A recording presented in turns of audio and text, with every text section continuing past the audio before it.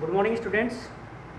आज हम लोग क्लास 11th का जो हमारा टॉपिक चल रहा है some basic concepts of chemistry, और उसमें से हम लोगों ने देखा था कि मैटर क्या है, मैटर को कितने पार्ट्स में डिवाइड किया गया है। बट आज हम लोग उनके कैरेक्टरिस्टिक्स के बेस पर जो हमने पिछले वीडियो में देखा था, सॉलिड लिक्विड गैस फिनोमेना का जो कैरेक्टर बेसिक था उस पर डिस्कस कर चुके हैं हम लोग। बट आज हम लोग देखेंगे classification of matter on the basis of physical and chemical property. भौतिक और रासायनिक गुणों के बेस पर जो मैटर हैं उनको क्लासिफाइड किया गया है, और उनको क्लासिफाइड करने के पीछे का रीज़न ये है कि कोई भी मेटल हो या कोई भी नॉन मेटल हो, कोई भी मेटलॉइड्स हो, कोई भी कंपाउंड हो, कोई भी मिक्सचर हो, कोई भी प्योर सब्सटेंस हो, कोई एलिमेंट है, कोई सिंथेटिक एलिमेंट है, कोई सिंथेटिक कंपाउंड है, कोई नेचुरल एलिमेंट है, कोई नेचुरल कंपाउंड है, तो वो सब कैसे क्लासिफाइड करते हैं हम लोग, आज हम लोग उस पर डिस्कस करेंगे। तो क्लासिफिकेशन ऑफ मैटर, इस मैटर का जो क्लासिफिकेशन किया गया है इसके दो बेस हैं। एक तो है इसका फिजिकल क्लासिफिकेशन,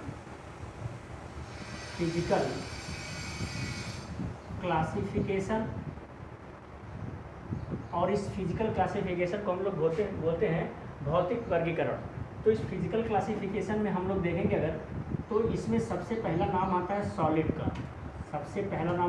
सॉलिड का, जिसको हम बोलते हैं ठोस।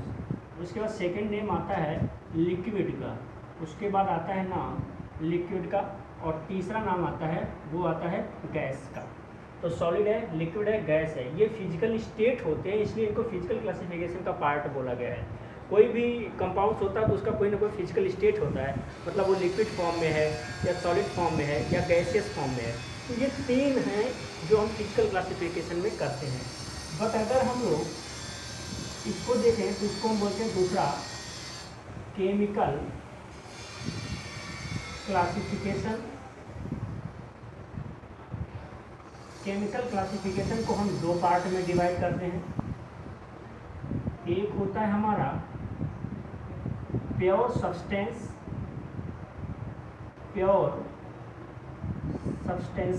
प्योर सब्सटेंसेज का मतलब कि दुनिया में बहुत सारे ऐसे कंपाउंड्स हैं, ऐसे एलिमेंट हैं जो प्योर हैं। वो जितने भी बड़े लार्ज अमाउंट में बने, बट उनकी जो प्योरिटी होती है वो किसी एक सिंगल एलिमेंट के ऊपर डिसाइड होती है, उसमें कंटेंट्स जो होते हैं वो सेम होते हैं। और एक दूसरा होता है मिक्सचर, जिसको हम बोलते हैं मिश्रण। तो एक होता है प्योर सब्सटेंस और एक होता है आपका मिक्सचर। अब इस प्योर सब्सटेंस में दो बातें हैं। एक तो है आपका प्योर सब्सटेंस में जाएं अगर हम लोग, तो एक है आपका एलिमेंट्स। अब एलिमेंट्स में जो आप देखते हो, एलिमेंट्स शायद वो नेचुरल एलिमेंट हो, नेचुरल भी हो सकता है, और एक दूसरा ये सिंथेटिक भी हो सकता है। सिंथेटिक, नेचुरल का मतलब है कि जो खुद से मिल रहा हो उसमें हम कुछ मॉडिफाइड ना कर रहे हो, और सिंथेटिक का मतलब कुछ ऐसे एलिमेंट हैं जिनको हम बना रहे होंगे, खुद से उसको सिंथेसाइज कर रहे होंगे, खुद से उसको फॉर्म कर रहे होंगे। और दूसरी बात ये कि एलिमेंट हमारे जो अभी तक टोटल केमिस्ट्री के अंदर 118 एलिमेंट डिस्कवर हो चुके हैं, जिसमें से 92 एलिमेंट्स ऐसे हैं जो नेचुरल हैं। 92 एलिमेंट्स ऐसे हैं जो नेचुरल हैं। अब इसके बाद जो कुछ बचता है उसको हम सेल्फ सिंथेसाइज करके अपनी ज़रूरत के हिसाब से एलिमेंट को बनाए हुए हैं। अब इस एलिमेंट्स में अगर हम जाएंगे तो इस एलिमेंट को भी तीन पार्ट में डिवाइड किया गया है। एक तो बोला गया है मेटल, दूसरा बोला गया है नॉन मेटल, और तीसरा बोला गया है मेटलॉइड्स। अब मेटल का मतलब है जितने भी धातुएं होती हैं, जितने भी मेटल्स हैं, वो सभी मेटल्स जो हैं वो एलिमेंट्स के फॉर्म में होते हैं। जितने भी नॉन मेटल हैं वो सभी एलिमेंट्स के फॉर्म में होते हैं, और मेटलॉइड्स जो होते हैं वो ऐसे होते हैं जिनमें मेटल और नॉन मेटल दोनों के कैरेक्टर इसके अंदर पाए जाते हैं। और इसके बाद आते हैं हम लोग कंपाउंड्स में। कंपाउंड्स में जब आते हैं तो कंपाउंड्स भी दो तरह का है। एक तो है आपका ऑर्गेनिक कंपाउंड्स, और एक है आपका इनऑर्गेनिक कंपाउंड्स। एक तो हो गया आपका ऑर्गेनिक कंपाउंड्स और दूसरा हो गया आपका इनऑर्गेनिक कंपाउंड्स। इसके ऑर्गेनिक कंपाउंड्स में हम कार्बन कंटेनिंग कंपाउंड्स का डिस्कशन करते हैं। जितने भी कंपाउंड्स होंगे वो सभी कार्बन कंटेन होंगे, कार्बन से मिलकर बने होंगे, तो उनको हम ऑर्गेनिक कंपाउंड्स में करते हैं। और ये अलग ब्रांच है केमिस्ट्री की। और एक इनऑर्गेनिक कंपाउंड जिसमें कार्बन कंटेनिंग नहीं होते हैं, जो कार्बन लेस कंपाउंड्स होते हैं उनको हम इनऑर्गेनिक कंपाउंड्स बोलते हैं। और ये भी एक अलग स्पेसिफिक ब्रांच है केमिस्ट्री की। मिक्सचर के पास आते हैं हम लोग। तो मिक्सचर में भी दो तरह का है। पहला जो नाम आता है वो होमोजीनियस आता है, होमोजीनियस मिक्सचर आता है। चेक करिए, होमोजीनियस मिक्सचर आता है। और दूसरा जो होता है वो हेट्रोजीनियस मिक्सचर होता है, हेट्रोजीनियस मिक्सचर होता है।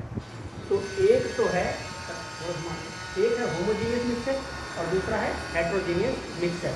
अब पहला ये आप देखेंगे, मैं अगर एक एक करके इसको क्लासिफाइड करता हूँ तो सबसे पहले हम लोग चलते हैं कहाँ पे, फिजिकल स्टेट में। फिजिकल स्टेट में सबसे पहला पॉइंट उठाते हैं हम लोग सॉलिड का। तो सॉलिड के बारे में आप जानते हो, सॉलिड के बारे में हम इसका कैरेक्टर बता चुके हैं कि सॉलिड जितने भी हैं ये सभी फिक्स वॉल्यूम रख के चलते हैं। फिक्स वॉल्यूम होता है इनका आयतन निश्चित होता है। दूसरा है इनका शेप भी फिक्स होता है। शेप जो इनका होता है वो फिक्स होता है। शेप फिक्स का मतलब आकार। जैसे ये मार्कर है तो मार्कर का जो वॉल्यूम होगा वो फिक्स होगा और इसका जो शेप होगा वो भी फिक्स होगा। अगर इस मार्कर का शेप आप चेंज करोगे, इसको कंप्रेस करोगे, टूट जाएगा ये, तो फिर ये मार्कर नहीं हुआ। और वॉल्यूम इसका फिक्स है, बिकॉज मार्कर अगर सही मार्कर होगा तो उसको बनाने में इतना स्पेस लग रहा है मेरे को, तो इसका शेप फिक्स होगा और मॉलिक्यूल भी दोनों फिक्स होंगे इसमें। तीसरा पॉइंट है इसका, इनमें इंटरमॉलिक्यूलर फोर्स जो होता है, इंटरमॉलिक्यूलर फोर्स होता है वो हाई होता है। और चौथा करेक्टर है इनका इंटरमॉलिक्यूलर स्पेस, IMS। जो IMF है, इंटरमॉलिक्यूलर फोर्स जो है, जिसको मंत्रालुक बल बोलते हैं, वो बहुत ज़्यादा होता है। एक मॉलिक्यूल्स ये है, एक मॉलिक्यूल्स ये है, एक ये है, तो इन दोनों के बीच में बहुत ज़्यादा फोर्स काम कर रहा है, तो दोनों एक दूसरे से बहुत जल्दी कॉम्पैक्ट हैं। और इंटरमॉलिक्यूलर स्पेस का मतलब क्या है कि इनके बीच में कोई जगह तो है नहीं, तो स्पेस इनके में क्या होता है, नेग्लिजिबल होता है। नेग्लिजिबल का मतलब नगण्य, बिल्कुल शून्य के बराबर होता है। स्पेस 0 होता है। और इलेक्ट्रोमोटिव फोर्स जो है, इंटरमॉलिक्यूलर फोर्स जो है वो बहुत ज़्यादा होता है। फोर्स क्या होता है, ज़्यादा लगता है। तो ये था इसके सॉलिड के बाद। दूसरा आता है लिक्विड का। लिक्विड किसको बोलते हैं हम लोग, जिनके वॉल्यूम तो फिक्स हो बट शेप डिफर कर रहे हो। शेप ये जो होते हैं वो कंटेनर के अकॉर्डिंग बियर कर लेते हैं। जैसे मान लीजिए कि हमने यहाँ पे लिया 1 लीटर वाटर ले लिया, 1 लीटर वाटर ले लिया, 1 लीटर वाटर लिया हमने यहाँ पे, और 1 लीटर वाटर को हमने इस बीगर में रख दिया, तो ये इसका शेप ले लिया। बट इसी को हमने किसी ग्लास में रख दिया, कोई ग्लास ले लिया, मान लीजिए इसमें रख दिया, तो ये इसका शेप ले लिया।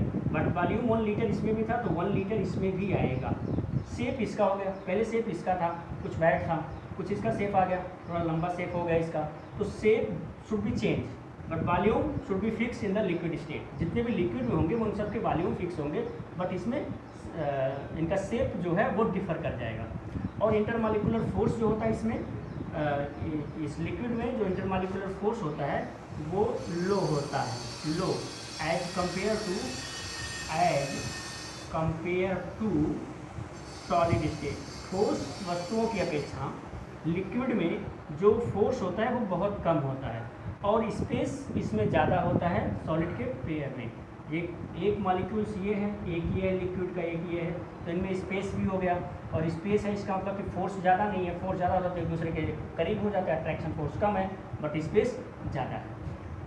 और गैस की बात करेंगे, अगर हम लोग गैस की बात करेंगे, हम थर्ड में गैस की बात करेंगे अगर हम लोग, तो गैस में क्या होता है कि गैस के जितने भी मॉलिक्यूल्स होते हैं वो बहुत ज़्यादा स्पेस लेके चलते हैं, बहुत ज़्यादा स्पेस लेके चलते हैं। तो गैस का भी वॉल्यूम फिक्स नहीं होता है बट इनका शेप भी फिक्स नहीं होता है। तो इनका शेप और वॉल्यूम दोनों फिक्स नहीं होता है। और मॉलिक्यूलर फोर्स तो बिल्कुल नेग्लिजिबल 0 होता है, कुछ नहीं होता है, और स्पेस ज़्यादा होने की वजह से ऐसा होता है। इसके बाद चलते हैं हम लोग केमिकल क्लासिफिकेशन में प्योर सब्सटेंस। बहुत सारी चीज़ें ऐसी हैं कि जो प्योर फॉर्म में, जैसे मान लीजिए हमने ले लिया आयरन, ले लिया आयरन, कॉपर ले लिया, कार्बन ले लिया, ऑक्सीजन ले लिया, ये सभी एलिमेंट हैं। तो ये सब, जैसे गोल्ड ले लिया, तो ये सभी क्या हैं, ये सभी एलिमेंट्स के फॉर्म में, कोई मेटल होगा, कोई नॉन मेटल होगा, कोई मेटलॉइड्स होगा। अब इसे मेटल हमने आयरन को ले लिया, तो मेटल हमने आयरन को लिया, तो अगर एक Fe ले लें या Fe2 ले लें, तो इसको Fe को कट करोगे, यहाँ से ले लिया हमने एक रॉड ले लिया आयरन की। अब आयरन की रॉड चाहे यहाँ से कट करें चाहे यहाँ से कट करें, जितने मालिक्यूल जो यहाँ मिलेंगे वही मालिक्यूल्स यहाँ मिलेंगे। ये क्या होते हैं, प्योर फॉर्म में रहते हैं, प्योर सब्सटेंस के फॉर्म होते हैं। जो यहाँ से कट करो चाहे यहाँ से कट करो, आयरन ही मिलना है आपको, सेम मिलना है, same tendency, same property, same गुण का ऑर्डर यहाँ से मिलना है। उसके बाद अच्छा, मेटल्स में आप जानते हो कि मेटल क्या करते हैं, शाइनिंग करते हैं, चमकदार होते हैं। मेटल में लस्टरिंग की टेंडेंसीज पाई जाती है। और उसके बाद मेटल में क्या होता है कि इनमें जो है एक इनके अगर इनको किसी तरह से भी हीट करते हो आप, तो किसी तरह से भी अगर हीट करते हो तो इनमें क्या होती है, ये चौड़े होते चले जाते हैं मेटल्स धीरे धीरे, तो वो भी एक इनकी टेंडेंसीज होती हैं। तो इनमें शाइनिंग भी होती है, इनमें लस्टरिंग जो उसको हम बोलते हैं लस्टरिंग होता है। और उसके बाद में इनमें क्या है कि इनके वायर्स बहुत लंबे टाइम तक खींच के बनाए जा सकते हैं। और सबसे ज़्यादा खींच करके अगर वायर किसी का बनाओ तो वो गोल्ड ही है। तो गोल्ड की वायर को लगभग 1 ग्राम गोल्ड को अगर खींचा जाए तो लगभग 1 किलोमीटर 2 किलोमीटर तक की वायर उससे बन सकती है। तो मेटल्स में शाइनिंग वगैरह पाई जाती है।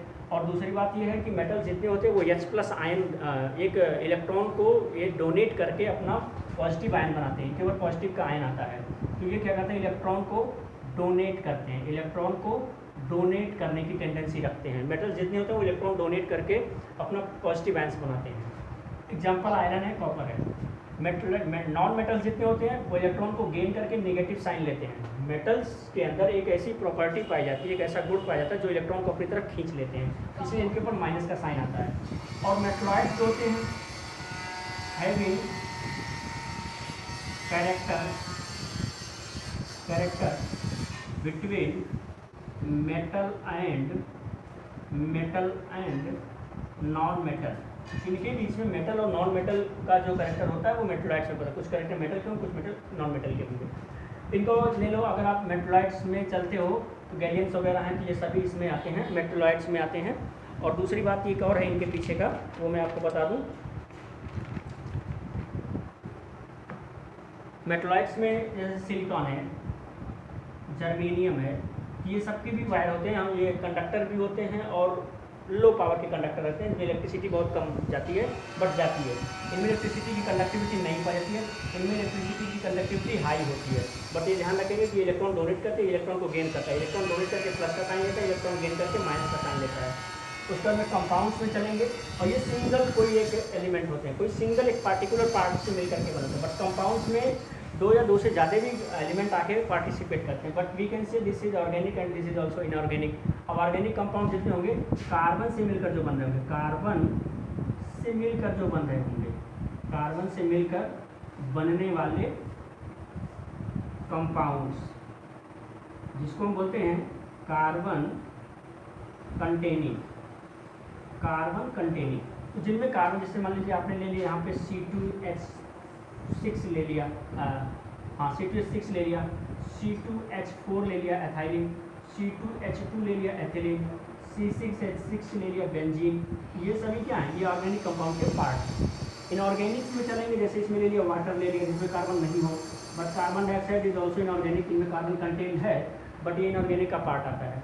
उसके बाद में आप चले जाओगे मैग्नीशियम ऑक्साइड MgO के पास चले जाओगे, ये भी कार्बन कंटेनिंग कंपाउंड्स नहीं है, तो ये भी इनऑर्गेनिक का ही पार्ट होगा। तो जितने में भी कार्बन एब्सेंट होंगे और कंपाउंड का फॉर्मेशन कर रहे होंगे उनको हम इनऑर्गेनिक का पार्ट बोलते हैं। उसको होमोजीनियस और हेट्रोजीनियस मिक्सचर की बात करते हैं। तो मिक्सचर में क्या होता है कि कोई भी सब्सटेंस होंगे उनका अमाउंट जो होगा वो 2-3 कंटेन कंपाउंड होंगे। बट ये क्या होंगे, अगर जैसे फेज इनका होता है, इनका एक फेज है, जैसे हमने ले लिया यहाँ पे वाटर, और वाटर के साथ में हमने डाल दिया क्या, मिल्क डाल दिया। यहाँ पे वाटर लिया और वाटर के अंदर हमने क्या डाल दिया, मिल्क डाल दिया। तो we can not determine this is water and this is milk. हम ये नहीं बता सकते कि इसमें वाटर ही है या मिल्क भी है, बट इसका जो कलर आएगा वो क्या होगा, वाटर के अंदर अगर मिल्क डाला तो पूरी तरह से वो भी लिक्विड में चला गया। तो this is called homogeneous mixture. इनमें फेज जो होते हैं वो सेम होते हैं, सॉल्यूट के पार्टिकल और सॉल्वेंट के पार्टिकल दोनों सेम फेज में होते हैं। बट जो हेट्रोजीनियस होते हैं, हेट्रोजीनियस में क्या होता है, हमने ले लिया यहाँ पे वाटर H2O ले लिया और H2O के अंदर हमने डाल दिया आयरन के कुछ टुकड़े डाल दिया। अब आयरन के टुकड़े थोड़े टाइम के बाद नीचे जाकर के बैठ जाएंगे, तो ये क्या हो गया, हेट्रोजीनियस मिक्सचर हो गया। जो सब्सटेंस सल्यूट का पार्ट होगा वो नीचे की तरफ आएगा, सॉल्वेंट क्या होगा, ऊपर की तरफ जाएगा। अगर वाटर का अमाउंट आपने ज़्यादा कर दिया है तो वो सॉल्वेंट का पार्ट होगा और ये क्या होगा, मेटल्स होगा।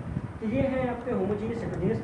हमने देखा है क्लासिफिकेशन ऑफ मैटर, तो इसको आप लोग पूरी तरह से नोट करेगा। अगली वीडियो आपको फिर नेक्स्ट मिलेगी। Bye bye.